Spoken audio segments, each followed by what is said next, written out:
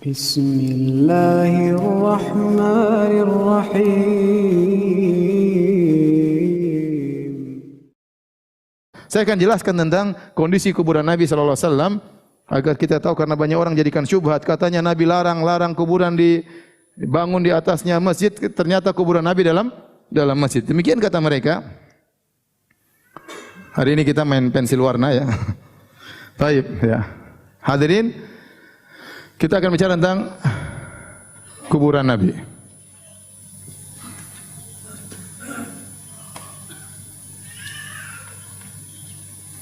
Jadi Nabi dikubur di rumahnya, di rumah Bait Aisyah.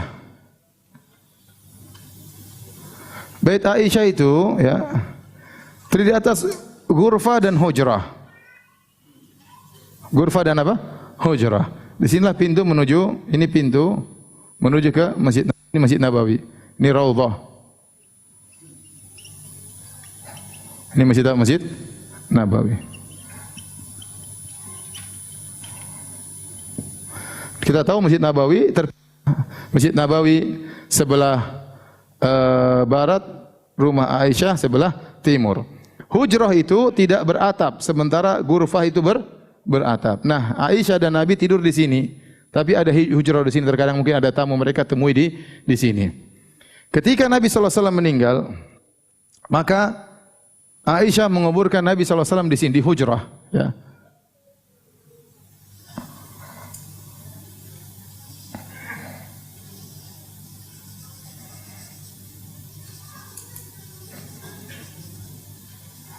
Ini gambarannya, misalnya di kuburan Nabi sallallahu alaihi wasallam.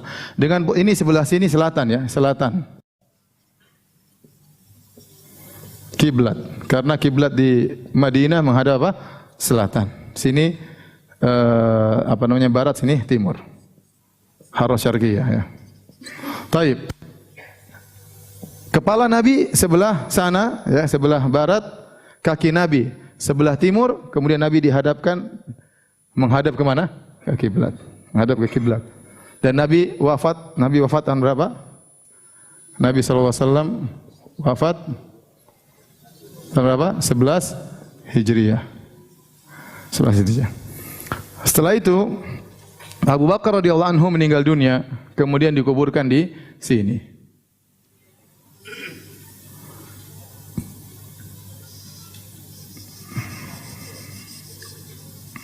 Sama posisinya, kepalanya sebelah sana, hanya jarak antara Nabi dengan Abu Bakar kira-kira 1 hasta. Ya, kira-kira 1 hasta, 1 zira. Dan jaraknya cuma dekat, yaitu kepalanya Abu Bakar di pundaknya Nabi sallallahu alaihi wasallam. Paham? Kepalanya Abu Bakar di pundaknya siapa? Nabi. Makanya tatkala seorang sedang berziarah di kuburan Nabi, ini kan di sini tulisan huna Rasulullah. Antum lihat situ tulisan Rasulullah, antum bilang assalamu alayka ya Rasulullah. Nashhadu annaka qad ballagta risalah wa addaital amanah, nasahtal ummah, dan seterusnya. Setelah itu kita ke kanan sedikit saja, enggak usah jauh-jauh. Jangan sampai 2 langkah, enggak, sedikit saja. Karena antara kepala Nabi dengan kepala Abu Bakar cuma jarak antara kepala dengan apa? Pundak. Ya paling setengah langkah, tidak jauh-jauh. Kita ke kanan sedikit baru assalamu alayka ya khalifata Rasulillah. Abu Bakrin As-Siddiq dan seterusnya. Setelah itu kita beranjak ke Umar juga, tidak terlalu jauh juga. Assalamualaikum ya Amirul Mukminin Umar Al-Faruq dan seterusnya ya. Jadi waktu di sini Aisyah masih tinggal di sini, dan Aisyah sini mungkin ada pintu. Aisyah sering, karena ini suaminya dan ini bapaknya. Ketika Umar meninggal dunia, minta izin kepada Aisyah untuk dikubur di hujrah. Situ kemudian Umar dikubur di sini, sehingga mengambil sebagian dari daerah hujrah. Ya. Umar dikubur di sini. Iya. Maka setelah Umar kubur di sini, Aisyah radhiyallahu taala anha kemudian menutup antara ghurfah dengan apa? Hujrah. Ini tadi apa? Hujrah. Ini apa tadi? Ghurfah. Kecuali kata para ulama ada semacam jendela, ya, karena Aisyah merasa Umar bukan mahramnya, maka dia tutup. Ya. Taib hadirin dan hadirat yang dirahmati Allah Subhanahu wa taala, Kemudian setelah Aisyah keluar dari rumahnya, maka para sahabat membuat tembok yang menutupi seluruh rumah Aisyah. Tembok ini benar-benar ditutup. Ini yang disebut dengan tembok pertama, menutup rumah Aisyah. Kemudian di zaman Khalifah Al-Walid bin Abdul Malik,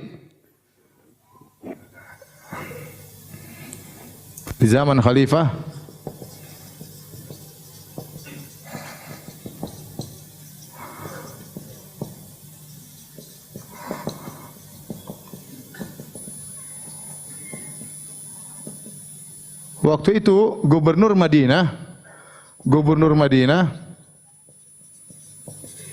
adalah Umar bin Abdul Aziz.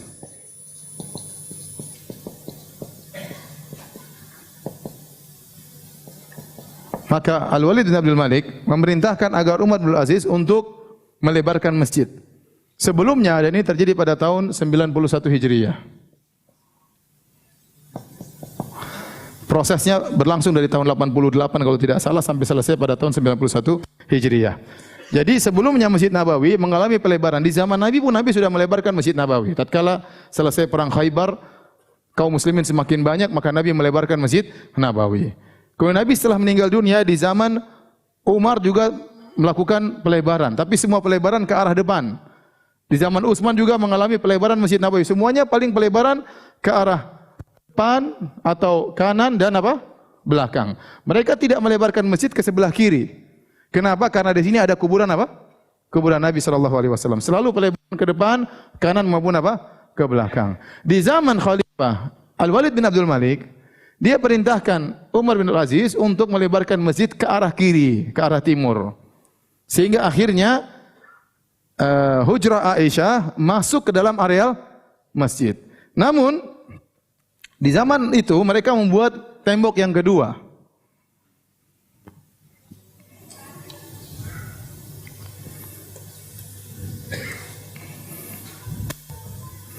Yang tembok kedua ini mereka bikin di depannya itu seperti bentuk musallas begini kalau tidak salah. Mirip, saya kurang tahu tapi kira-kira beginilah.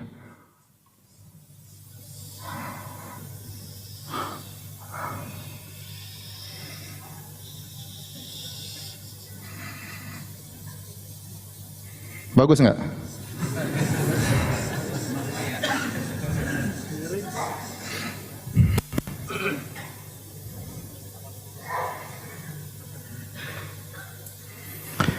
Di sisi sini, ini kiblatkan begini. Kenapa mereka buat segitiga seperti ini? Supaya orang risih solat di sini. Sehingga mereka tidak menghadap kuburan. Kan di sini areal masjid. Sekarang masjid sudah ke arah kiri, paham? Sehingga sekarang kuburan sudah masuk dalam areal masjid. Tadinya masjid cuma di sini. Sini enggak ada masjid. Orang enggak. Tatkala masjid dilebarkan sampai masuk areal kiri, areal timur, maka kuburan pasti masuk. Nah, jangan sampai orang sengaja beribadah menghadap kuburan Nabi, maka dibuatlah tembok segitiga seperti ini. Supaya apa? Supaya risih di situ karena menghadap kuburan Nabi.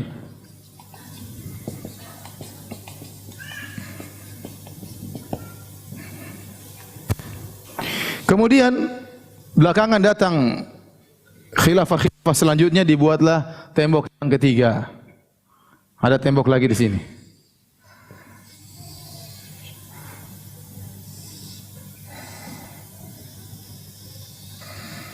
Tembok yang ketiga.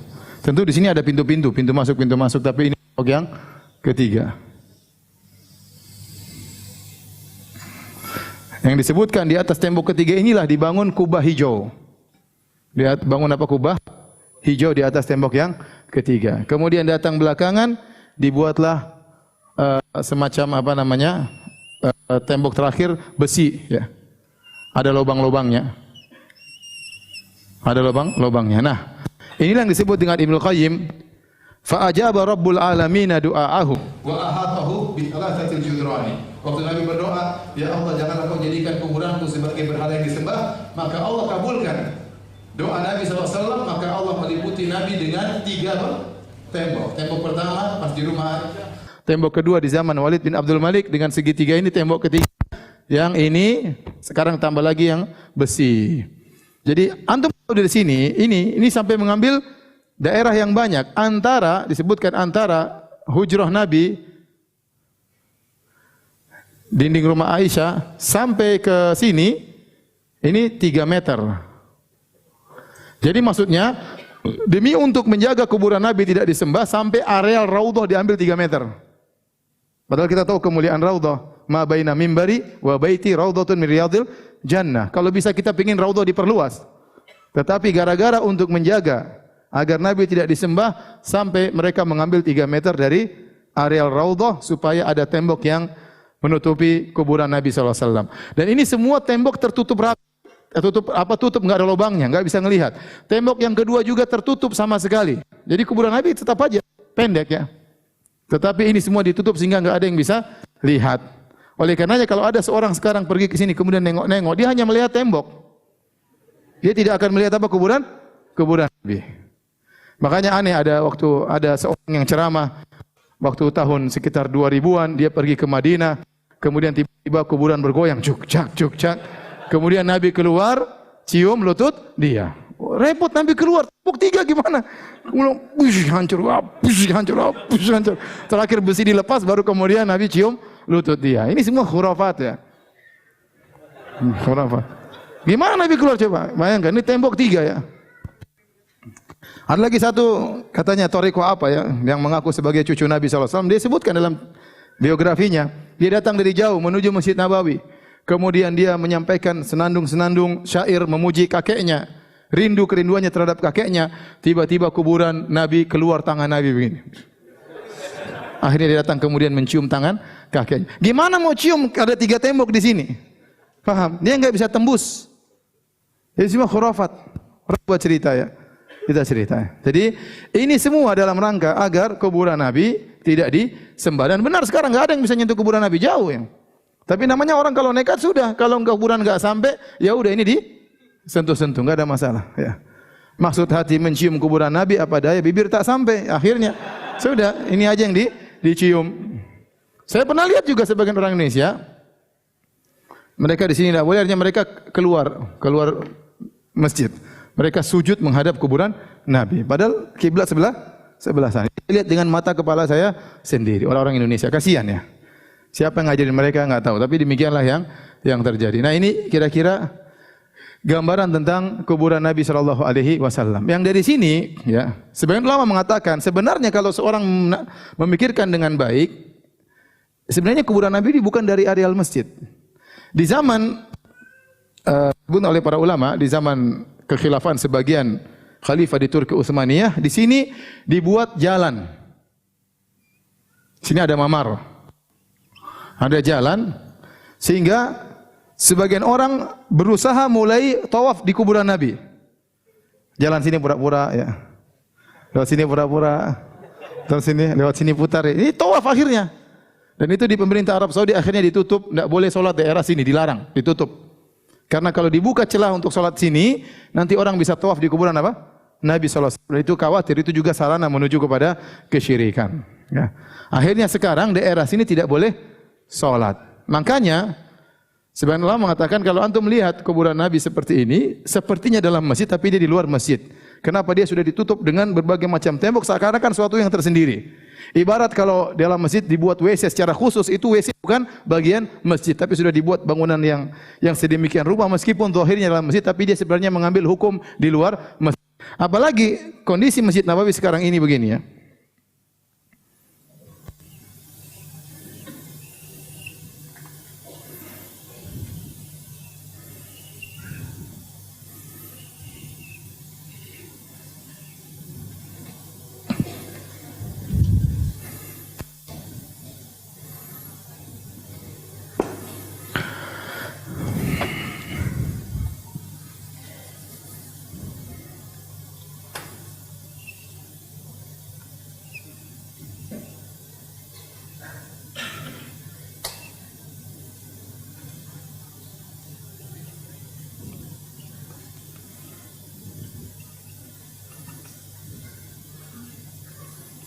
Nah, kalau seorang perhatikan, karena di sini masjid, orang sholat sebelah sini kan?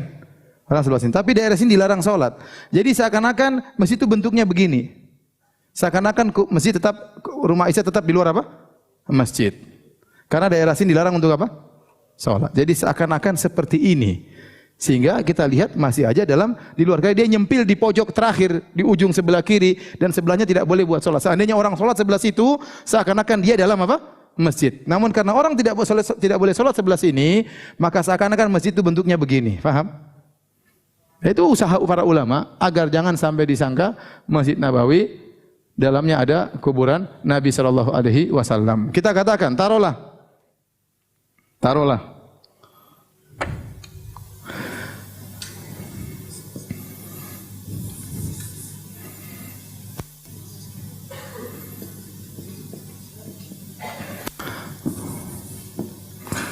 Taruhlah benar kuburan Nabi sallallahu alaihi wasallam dalam masjid.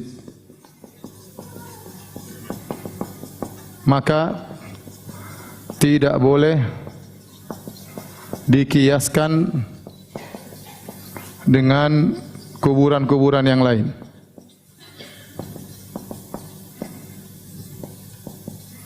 Karena pertama,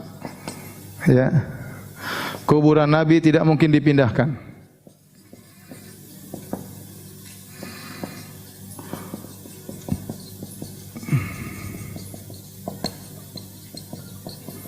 Karena Nabi SAW bersabda, Innal anbiya dufinu haitsu matu. Para nabi dikubur di mana mereka meninggal.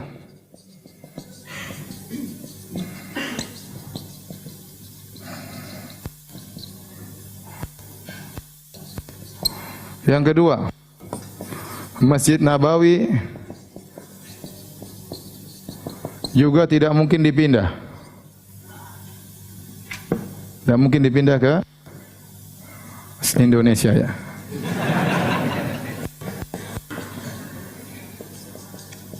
Kenapa? Karena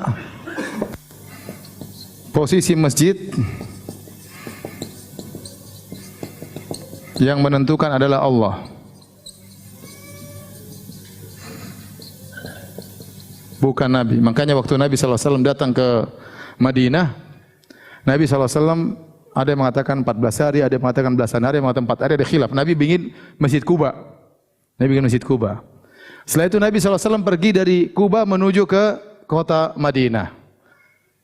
Kemudian Nabi berjalan, banyak orang minta Nabi, ayo mampir ke tempat kami, untuk tempat kami. Kata Nabi kepada ontanya, da'uha fa innaha ma'murah. Biarkan ontaku berjalan, dia sedang diperintahkan. Ya, Nabi nolak dengan enak ya, enggak bisa. Ini ontanya lagi jalan sendiri. Enggak bisa mampir sini, enggak bisa mampir sini ya. Nabi jalan. Ya. Ontanya jalan terus sampai berhenti di lokasi pembangunan Masjid Nabawi. Yang perintahkan ontanya ke situ siapa? Allah Subhanahu wa taala. Jadi posisi Masjid Nabawi enggak mungkin dipindah. Dan Nabi berkata, "Salatun fi masjidi hadza." Salat di masjidku ini khairun min alfi salatin fi ma siwahu. Lebih baik daripada 1000 kali salat di masjid-masjid yang lain. Dari sini kita tahu semua kuburan dan masjid tidak bisa dikiaskan dengan kuburan Nabi dan Masjid Nabawi. Seandainya ada kuburan, kemudian dibangun masjid di atas kuburan, masjidnya kuburan dulu, baru masjid harus dibongkar karena kuburan lebih dahulu dan kuburan orang Islam, orang Muslim ada kehormatannya. Masjid yang harus dibongkar, nggak ada masalah rumah Allah karena itu dibangun di atas kebatilan, bongkar. Kalau seandainya masjid dulu, kemudian kuburan belakangan, kuburan yang harus dipindahkan. Kuburan siapapun harus pindahkan karena rumah Allah punya kehormatan. Adapun itu tidak mungkin berlaku kepada kuburan Nabi dan juga Masjid Nabawi. Dan yang ketiga, asalnya kuburan Nabi di luar masjid. Dan menurut sebagian ulama,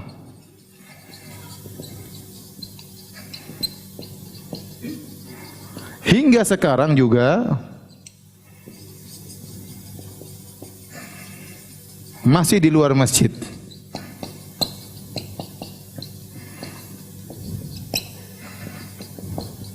Berdasarkan gambar ini saya. Ya, berdasarkan gambar ini. Masih di luar masjid. Oleh karenanya tidak boleh seorang kemudian berdalil dengan kuburan Nabi untuk akhirnya membuat kuburan dalam masjid atau membangun masjid dalam kuburan, karena itu dosa besar. Nabi mengatakan ulaika syirarul khalqi, itu adalah seburuk-buruk manusia. Itulah dosa besar. Taib. Ustaz, bagaimana kuburan Nabi tinggi besar? Kita bilang tidak. Nabi sejak awal sudah berada dalam bangunan. Bangunan tersebut rumahnya Aisyah. Rumah Aisyah yang dipugar, yang ditembok, yang dibangun. Kuburan tidak dipugar. Kuburan begitu-begitu saja. Paham? Yang diperbesar adalah rumah Aisyah karena memang Nabi sejak awal dikubur dalam rumahnya siapa? Aisyah radhiyallahu taala anha, ya. Azan ya.